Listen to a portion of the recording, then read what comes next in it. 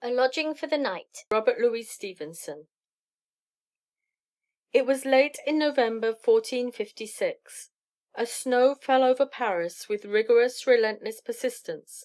Sometimes the wind made a sally and scattered it in flying vortices.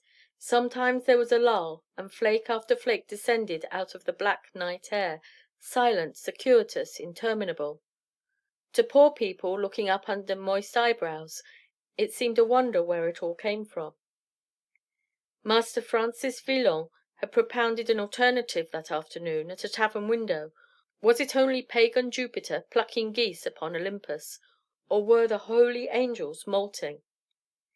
He was only a poor master of arts, he went on, and as the question somewhat touched upon divinity, he durst not venture to conclude. A silly old priest from Montargis, who was among the company, treated the young rascal to a bottle of wine in honour of the jest and the grimaces with which it was accompanied, and swore on his own white beard that he had been just such another irreverent dog when he was Villon's age. The air was raw and pointed, but not far below freezing, and the flakes were large, damp, and adhesive. The whole city was sheeted up. An army might have marched from end to end, and not a footfall given the alarm. If there were any belated birds in heaven, they saw the island like a large white patch, and the bridges like slim white spars on the black ground of the river. High up overhead the snow settled among the tracery of the cathedral towers. Many a niche was drifted full, many a statue wore a long white bonnet on its grotesque or sainted head. The gargoyles had been transformed into great false noses, drooping toward the point. The crockets were like upright pillows swollen on one side. In the intervals of the wind there was a dull sound of dripping about the precincts of the church. The cemetery of St. John had taken its own share of the snow. All the graves were decently covered. Tall white housetops stood around in grave array. Worthy burghers were long ago in bed, benight-capped like their domiciles.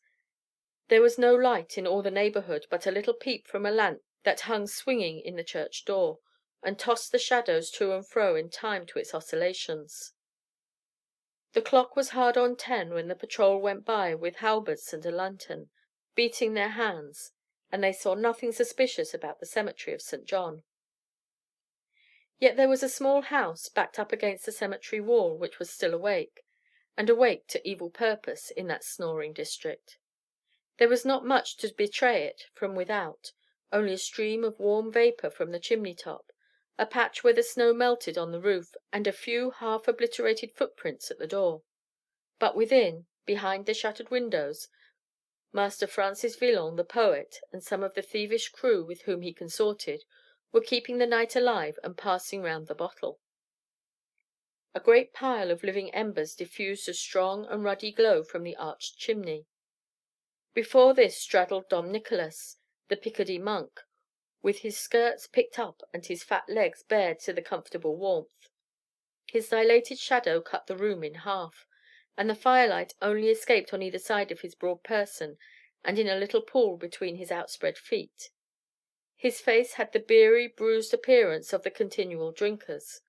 It was covered with a network of congested veins, purple in ordinary circumstances, but now pale violet, for even with his back to the fire the cold pinched him on the other side. His cowl had half fallen back and made a strange excrescence on either side of his bull neck. So he straddled, grumbling, and cut the room in half with the shadow of his portly frame. On the right, Villon and Guy Tabary were huddled together over a scrap of parchment, Villon making a ballad which he was to call the Ballad of Roast Fish, and Tabary spluttering admiration at his shoulder. The poet was a rag of a man, dark, little, and lean, with hollow cheeks and thin black locks. He carried his 24 years with feverish animation. Greed had made folds about his eyes, evil smiles had puckered his mouth. The wolf and pig struggled together in his face. It was an eloquent, sharp, ugly, earthly countenance. His hands were small and prehensile, with fingers knotted like a cord, and they were continually flickering in front of him in violent and expressive pantomime. As for Tabary, a broad, complacent, admiring imbecility breathed from his squashed nose and slobbering lips. He had become a thief, just as he might have become the most decent of burgesses, by the imperious chance that rules the lives of human geese and human donkeys. At the monk's other hand, Montigny and Thevenin Pensete played a game of chance. About the first there clung some favour of good birth and training, as about a fallen angel, something long, lithe, and courtly in the person, something aquiline and darkling in the face. Thevenin, poor soul, was in great feather. He had done a good stroke of knavery that afternoon in the Faubourg Saint Jacques, and all night he had been gaining from Montigny. A flat smile illuminated his face. His bald head shone rosily in a garland of red curls. His little protuberant stomach shook with silent chucklings as he swept in his gains. "Doubles or quits?" said Thevenin. Montigny nodded grimly. "Some may prefer to dine in state," wrote Villon, "on bread and cheese on silver plate. Or help me out, Guido." Tabary giggled. "Or parsley on a silver dish," scribbled the poet. The wind was freshening without. It drove the snow before it, and sometimes raised its voice in a victorious whoop, and made sepulchral grumblings in the chimney. The cold was growing sharper as the night went on. Villon, protruding his lips, imitated the gust with something between a whistle and a groan. It was an eerie, uncomfortable talent of the poet's, much detested by the Picardy monk. "Can't you hear it rattle in the gibbet?" said Villon. "They are all dancing the devil's jig or nothing up there. You may dance, my gallants, but you'll be none the warmer. Whew, what a gust! Down went somebody just now. A medlar the fewer on the three-legged medlar tree. I say, Dom Nicholas, it'll be cold to night on the Saint Denis road?" he asked. Dom Nicholas winked both his big eyes, and seemed to choke upon his Adam's apple. Montfaucon, the great grisly Paris gibbet, stood hard by the Saint Denis road, and the pleasantry touched him on the raw. As for Tabary, he laughed immoderately over the medlars. He had never heard anything more light-hearted, and he held his sides and crowed. Villon fetched him a fillip on the nose, which turned his mirth into an attack of coughing. "Oh, stop that now," said Villon, "and think of rhymes to fish." "Doubles or quits?" said Montigny doggedly. "With all my heart," quoth Thevenin. "Is there any more in that bottle?" asked the monk. "Open another," said Villon. "How do you ever hope to fill that big hogshead, your body, with little things like bottles? And how do you expect to get to heaven? How many angels do you fancy can be spared to carry up a single monk from Picardy? Or do you think yourself another Elias, and they'll send the coach for you?" "Hominibus impossibile," replied the monk as he filled his glass. Tabary was in ecstasies. Villon filliped his nose again. "Laugh at my jokes if you like," he said. "He was very good," objected Tabary. Villon made a face at him. "Think of rhymes to fish," he said. "What have you to do with Latin? You'll wish you knew none of it at the great assizes, when the devil calls for Guido Tabary, clericus. The devil with the humpback and red-hot finger-nails. Talking of the devil," he added in a whisper, "look at Montigny." All three peered covertly at the gamester. He did not seem to be enjoying his luck. His mouth was a little to a side, one nostril nearly shut, and the other much inflated.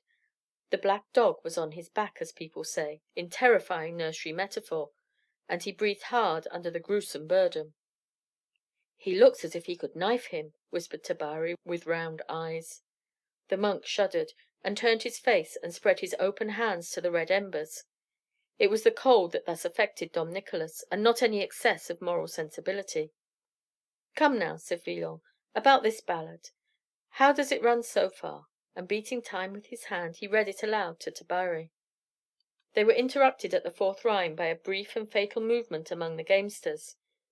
The round was completed, and Thevenin was just opening his mouth to claim another victory, when Montigny leaped up, swift as an adder, and stabbed him to the heart. The blow took effect before he had time to utter a cry, before he had time to move. A tremor or two convulsed his frame, his hands opened and shut, his heels rattled on the floor. Then his head rolled backward over one shoulder with the eyes open, and Thevenin Penset's spirit had returned to him who made it. Everyone sprang to his feet, but the business was over in 2 twos. The 4 living fellows looked at each other in rather a ghastly fashion, the dead man contemplating a corner of the roof with a singular and ugly leer. "My God!" said Tabary, and he began to pray in Latin. Villon broke out into hysterical laughter. He came a step forward and clucked a ridiculous bow at Thevenin, and laughed still louder. Then he sat down suddenly, all of a heap, upon a stool, and continued laughing bitterly, as though he would shake himself to pieces. Montigny recovered his composure first. "Let's see what he has about him," remarked, and he picked the dead man's pockets with a practised hand, and divided the money into 4 equal portions on the table. "There's for you," he said. The monk received his share with a deep sigh, and a single stealthy glance at the dead Thevenin, who was beginning to sink into himself and topple sideways off the chair. "We're all for it," cried Villon, swallowing his mirth. "It's a hanging job for every man jack of us that's here, not to speak of those who aren't." He made a shocking gesture in the air with his raised right hand, and put out his tongue and threw his head on one side, so as to counterfeit the appearance of one who has been hanged. Then he pocketed his share of the spoil, and executed a shuffle with his feet as if to restore the circulation. Tabary was the last to help himself. He made a dash at the money, and retired to the other end of the apartment. Montigny stuck Thevenin upright in the chair, and drew out the dagger, which was followed by a jet of blood. "You fellows had better be moving," he said, as he wiped the blade on his victim's doublet. "I think we had," returned Villon with a gulp. "Damn his fat head!" he broke out. "It sticks in my throat like phlegm. What right has a man to have red hair when he is dead?" And he fell all of a heap again upon the stool, and fairly covered his face with his hands. Montigny and Don Nicholas laughed aloud, even Tabary feebly chiming in. "Cry baby," said the monk. "I always said he was a woman," added Montigny with a sneer.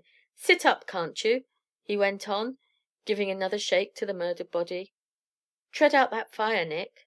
But Nick was better employed. He was quietly taking Villon's purse as the poet sat, limp and trembling, on the stool where he had been making a ballad not 3 minutes before. Montigny and Tabary dumbly demanded a share of the booty, which the monk silently promised as he passed the little bag into the bosom of his gown. In many ways an artistic nature unfits a man for practical existence. No sooner had the theft been accomplished than Villon shook himself, jumped to his feet, and began helping to scatter and extinguish the embers. Meanwhile Montigny opened the door and cautiously peered into the street. The coast was clear. There was no meddlesome patrol in sight. Still it was judged wiser to slip out severally, and as Villon was himself in a hurry to escape from the neighbourhood of the dead Thevenin, and the rest were in a still greater hurry to get rid of him before he should discover the loss of his money, he was the first by general consent to issue forth into the street. The wind had triumphed and swept all the clouds from heaven. Only a few vapours, as thin as moonlight, fleeted rapidly across the stars. It was bitter cold, and by a common optical effect things seemed almost more definite than in the broadest daylight. The sleeping city was absolutely still, a company of white hoods, a field full of little Alps below the twinkling stars. Villon cursed his fortune. Would it were still snowing! Now, wherever he went, he left an indelible trail behind him on the glittering streets. Wherever he went, he was still tethered to the house by the cemetery of St. John. Wherever he went, he must weave, with his own plodding feet, the rope that bound him to the crime and would bind him to the gallows.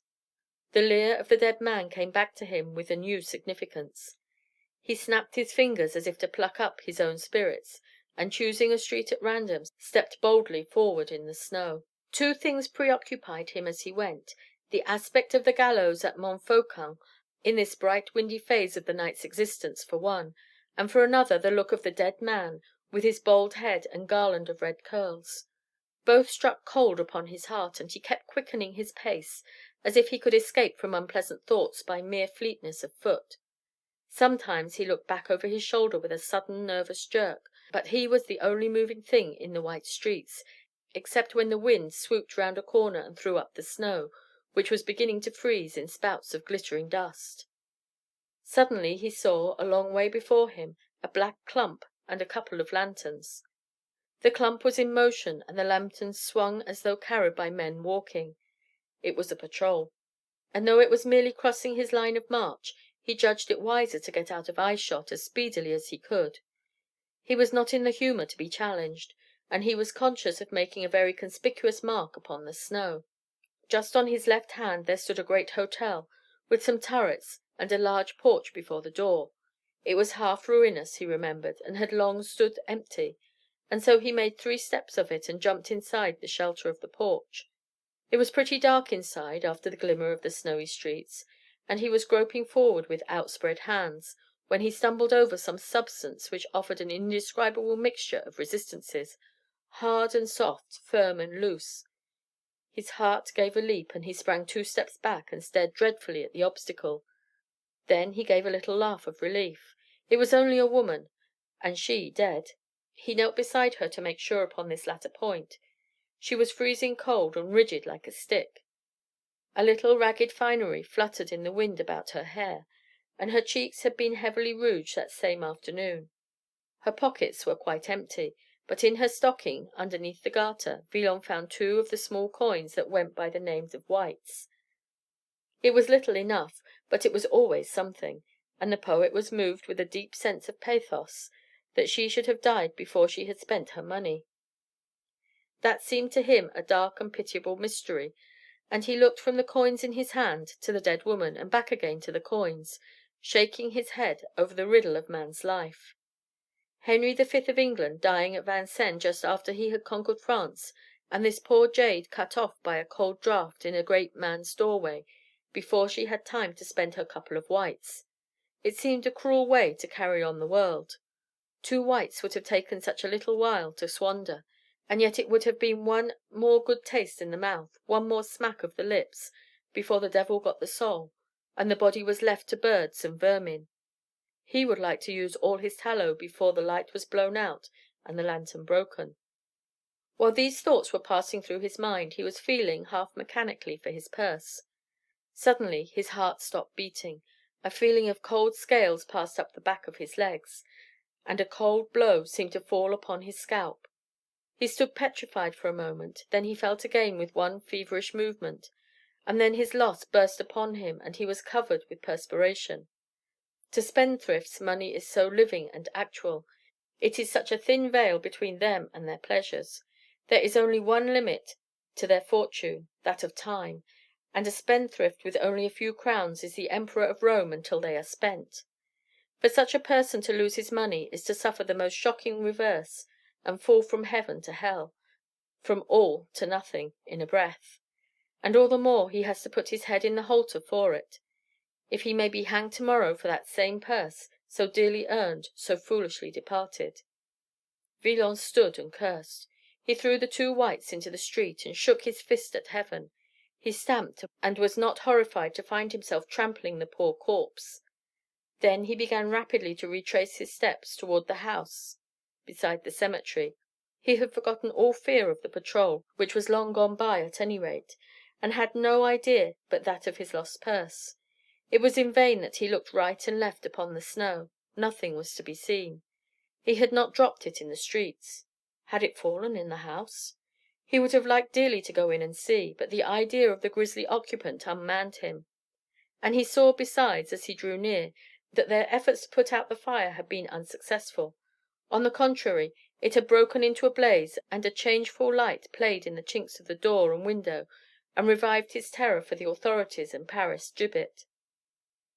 He returned to the hotel with the porch, and groped about upon the snow for the money he had thrown away in his childish passion, but he could only find 1 white. The other had probably stuck sideways and sunk deeply in. With a single white in his pocket, all his projects for a rousing night in some wild tavern vanished utterly away, and it was not only pleasure that fled laughing from his grasp. Positive discomfort, positive pain, attacked him as he stood ruefully before the porch. His perspiration had dried upon him, and though the wind had now fallen, a binding frost was setting in stronger with every hour, and he felt benumbed and sick at heart. What was to be done? Late as was the hour, improbable as was success, he would try the house of his adopted father, the chaplain of St. Benoit. He ran there all the way and knocked timidly. There was no answer. He knocked again and again, taking heart with every stroke, and at last steps were heard approaching from within. A barred wicket fell open in the iron-studded door, and emitted a gush of yellow light. "Hold up your face to the wicket," said the chaplain from within. "It's only me," whimpered Villon. "Oh, it's only you, is it?" returned the chaplain, and he cursed him with foul unpriestly oaths for disturbing him at such an hour, and bade him to be off to hell, where he came from. "My hands are blue to the wrists," pleaded Villon. "My feet are dead and full of twinges. My nose aches with the sharp air. The cold lies in my heart. I may be dead before morning. Only this once, father, and before God I will never ask again."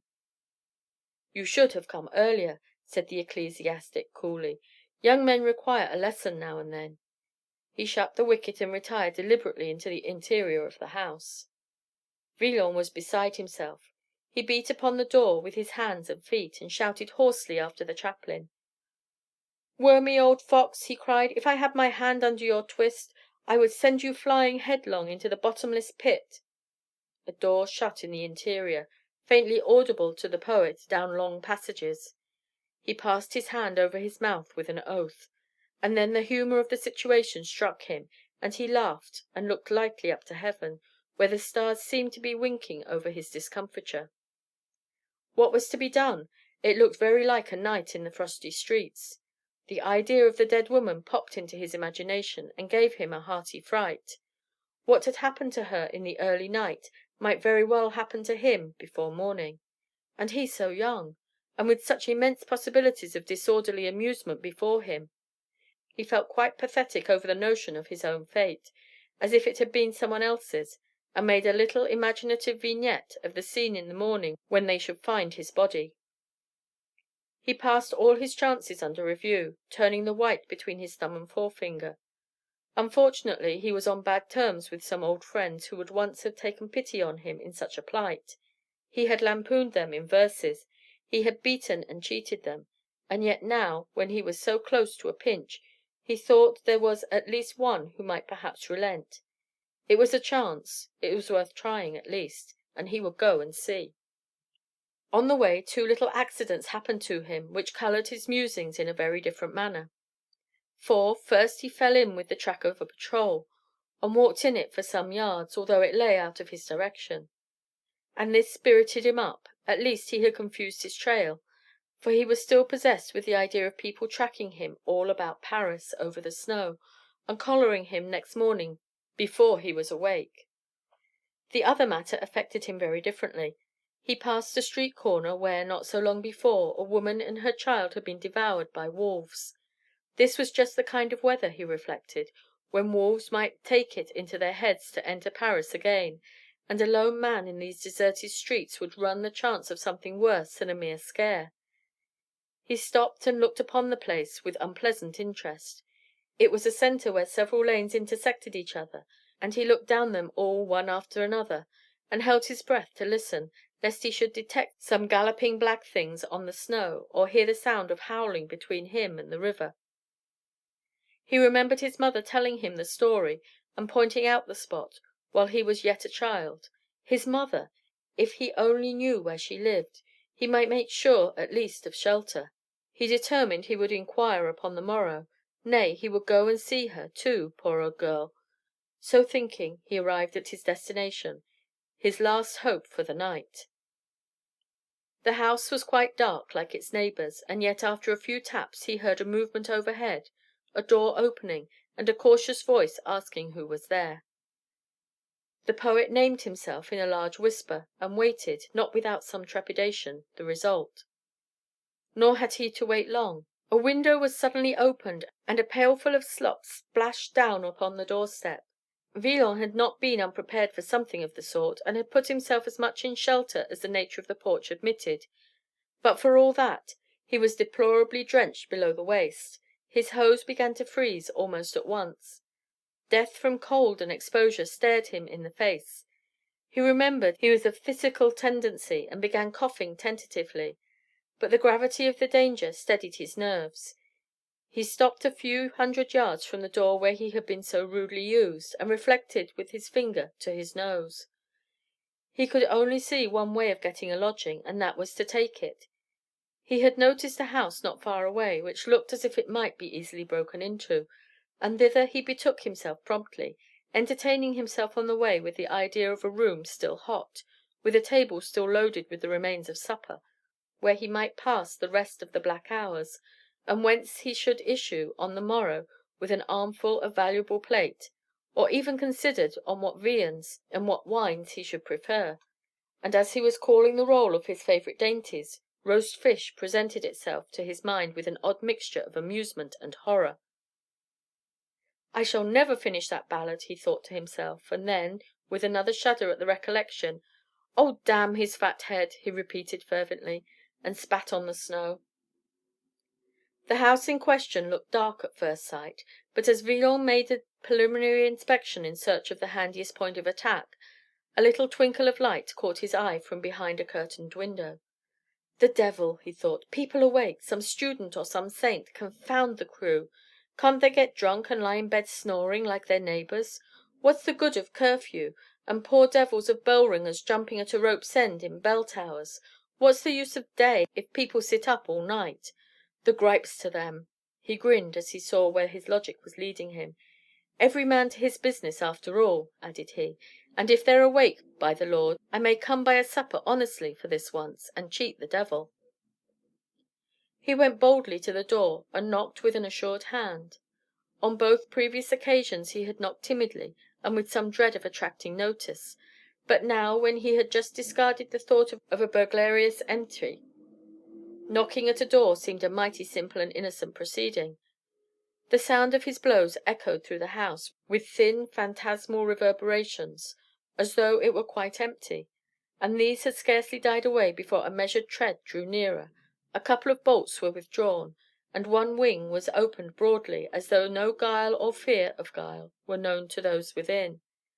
A tall figure of a man, muscular and spare, but a little bent, confronted Villon.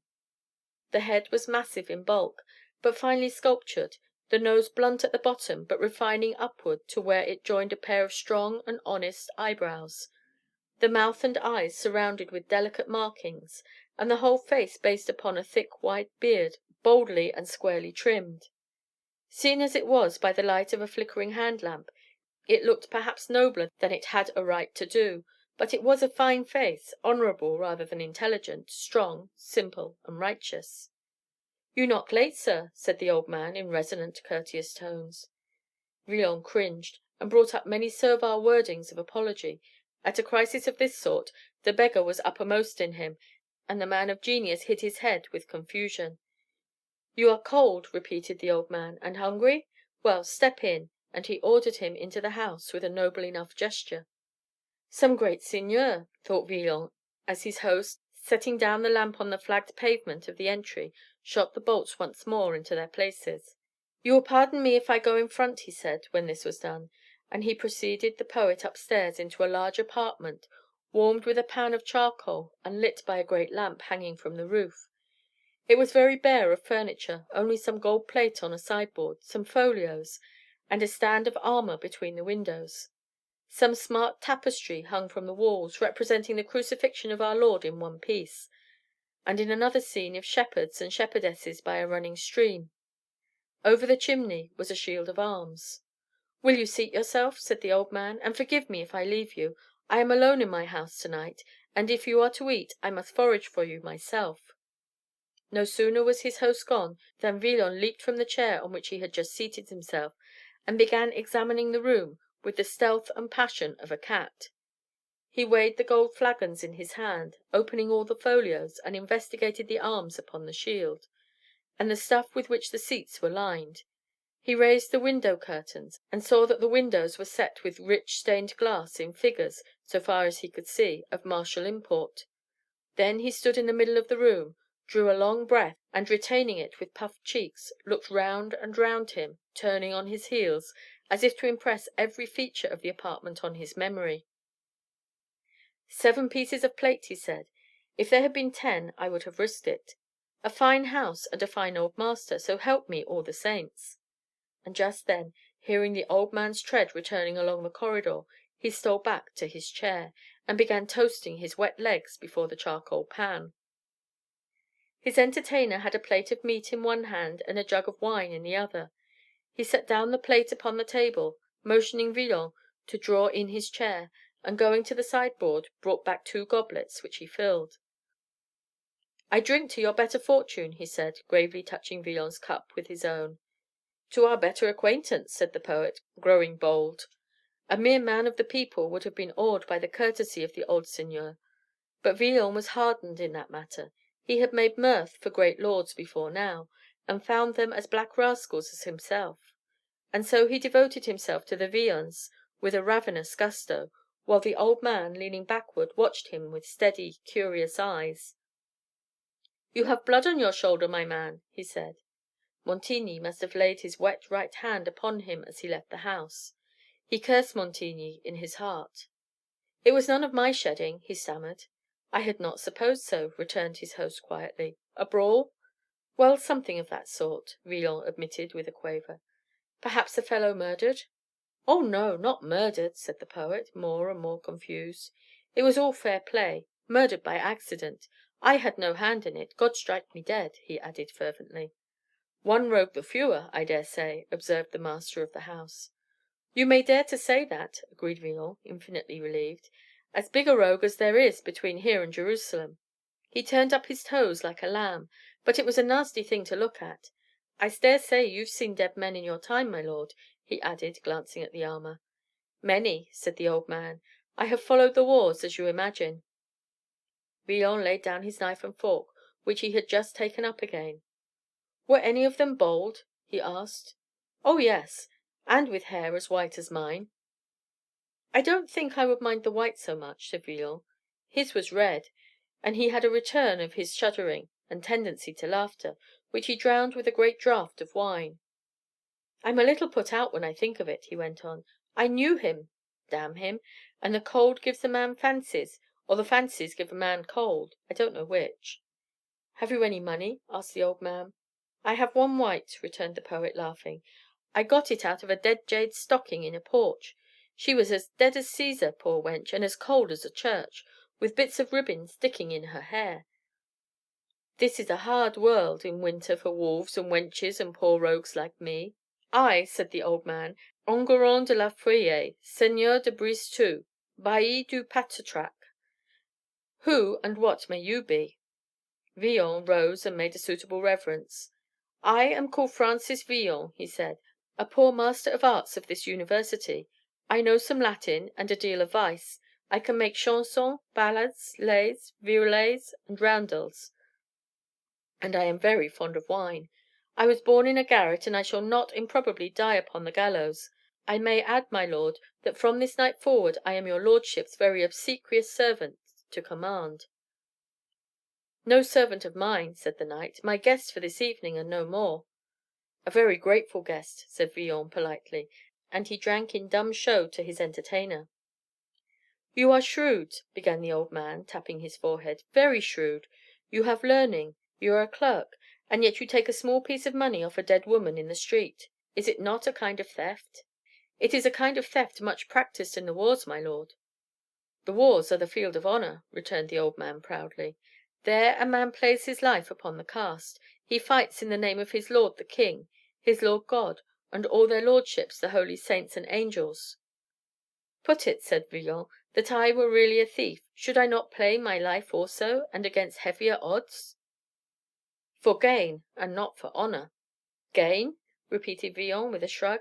"Gain! The poor fellow wants supper and takes it. So does the soldier in a campaign. Why, what are all these requisitions we hear so much about? If they are not gain to those who take them, they are loss enough to others. The men at arms drink by a good fire, while the burgher bites his nails to buy them wine and wood. I have seen a good many ploughmen swinging on trees about the country. Aye, I have seen 30 on one elm, and a very poor figure they made. And when I asked someone how all these came to be hanged, I was told it was because they could not scrape together enough crowns to satisfy the men at arms. These things are a necessity of war, which the low born must endure with constancy. It is true that some captains drive over hard. There are spirits in every rank not easily moved by pity, and indeed many follow arms who are no better than brigands." "You see," said the poet, "you cannot separate the soldier from the brigand. And what is a thief but an isolated brigand with circumspect manners? I steal a couple of mutton chops without so much as disturbing the farmer's sheep. The farmer grumbles a bit, but sups none the less wholesomely on what remains. You come up blowing gloriously on a trumpet, take away the whole sheep, and beat the farmer pitifully into the bargain. I have no trumpet. I am only Tom, Dick, or Harry. I am a rogue and a dog, and hanging's too good for me, with all my heart. But just you ask the farmer which of us he prefers. Just find out which of us he lies awake to curse on cold nights." "Look at us two," said his lordship. "I am old, strong, and honored. If I were turned from my house to morrow, hundreds would be proud to shelter me. Poor people would go out and pass the night in the streets with their children, if I merely hinted that I wished to be alone. And I find you up, wandering homeless, and picking farthings off dead women by the wayside. I fear no man has nothing. I have seen you tremble and lose countenance at a word. I wait God's summons contentedly in my own house, or, if it please the king to call me out again, upon the field of battle. You look for the gallows, a rough, swift death, without hope or honor. Is there no difference between these two?" "As far as to the moon," Villon acquiesced.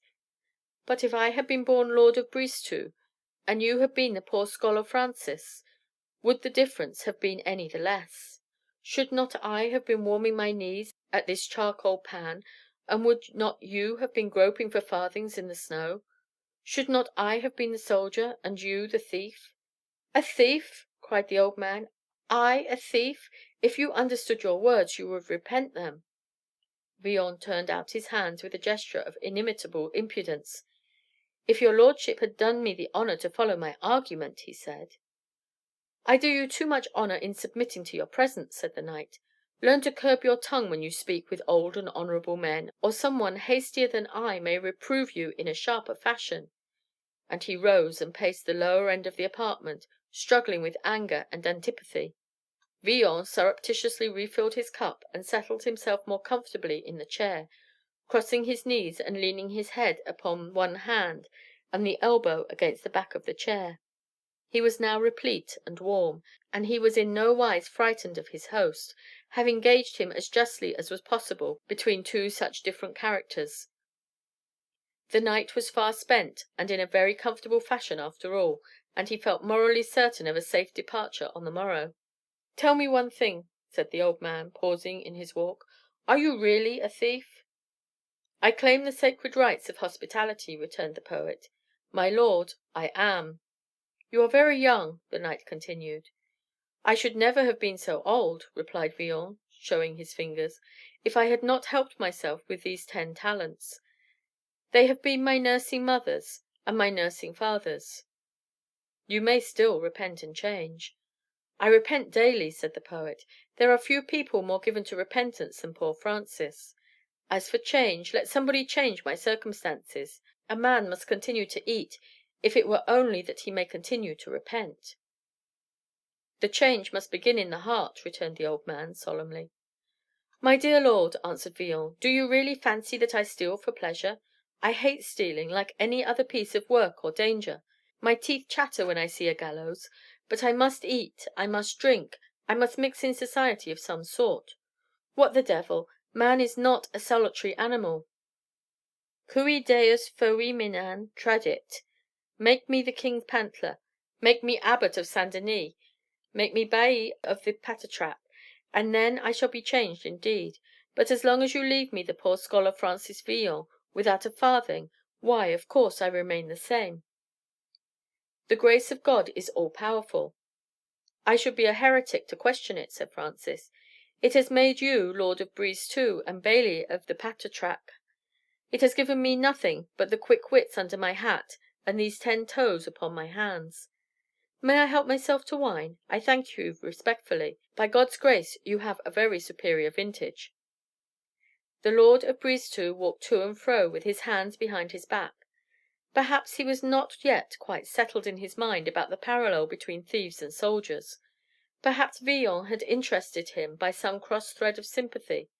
Perhaps his wits were simply muddled by so much unfamiliar reasoning, but whatever the cause, he sometimes yearned to convert the young man to a better way of thinking, and could not make up his mind to drive him forth again into the street. "There is something more than I can understand in this," he said at length. "Your mouth is full of subtleties, and the devil has led you very far astray. But the devil is only a very weak spirit before God's truth, and all his subtleties vanish at a word of true honor, like darkness at morning. Listen to me once more.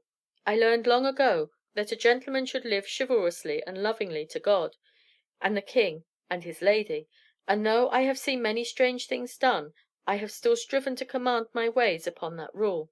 It is not only written in all noble histories, but in every man's heart, if he will take care to read. You speak of food and wine, and I know very well that hunger is a difficult trial to endure. But you do not speak of other wants. You say nothing of honor, of faith to God and other men, of courtesy, of love without reproach. It may be that I am not very wise, and yet I think I am.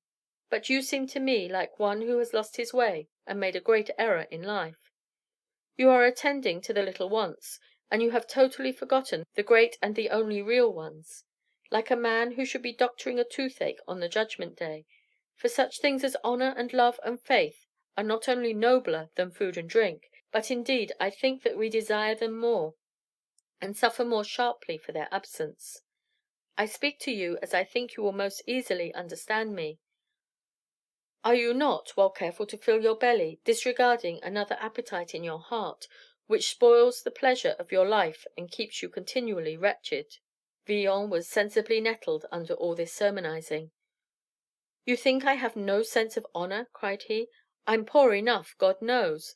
It's hard to see rich people with their gloves, and you blowing your hands. An empty belly is a bitter thing, although you speak so lightly of it. If you had had as many as I, perhaps you would change your tune. Anyway, I'm a thief, make the most of that, but I'm not a devil from hell. God strike me dead. I would have you know I've an honor of my own, as good as yours, though I don't prate about it all day long, as if it were a God's miracle to have any. It seems quite natural to me. I keep it in its box till it's wanted. Why now, look you here, how long have I been in this room with you? Did you not tell me you were alone in the house? Look at your gold plate. You're strong if you like, but you're old and unarmed, and I have my knife. What did I want but a jerk of the elbow, and here would have been you with the cold steel in your bowels, and there would have been me, linking in the street with an armful of gold cups. Did you suppose I hadn't wit enough to see that? And I scorned the action. There are your damned goblets, as safe as in a church. There are you, with your heart ticking as good as new, and here am I, ready to go out again as poor as I came in, with my one white that you threw in my teeth. And you think I have no sense of honor, God strike me dead." The old man stretched out his right arm. "I will tell you what you are," he said. "You are a rogue, my man, an impudent and black-hearted rogue and vagabond. I have passed an hour with you. Oh, believe me, I feel myself disgraced. And you have eaten and drank at my table. But now I am sick at your presence, and the day has come, and the night bird should be off to his roost. Will you go before or after?" "Which you please," returned the poet, rising. "I believe you to be strictly honorable." He thoughtfully emptied his cup. "I wish I could add you were intelligent," he went on, knocking on his head with his knuckles. "Age, age, the brain stiff and rheumatic." The old man preceded him from a point of self-respect. Villon followed, whistling, with his thumbs in his girdle. "God pity you," said the lord of Brisetout at the door. "Good bye, papa," returned Villon with a yawn. "Many thanks for the cold mutton." The door closed behind him. The dawn was breaking over the white roofs. A chill, uncomfortable morning ushered in the day. Villon stood and heartily stretched himself in the middle of the road. "A very dull old gentleman," he thought. "I wonder what his goblets may be worth." End of A Lodging for the Night, by Robert Louis Stevenson.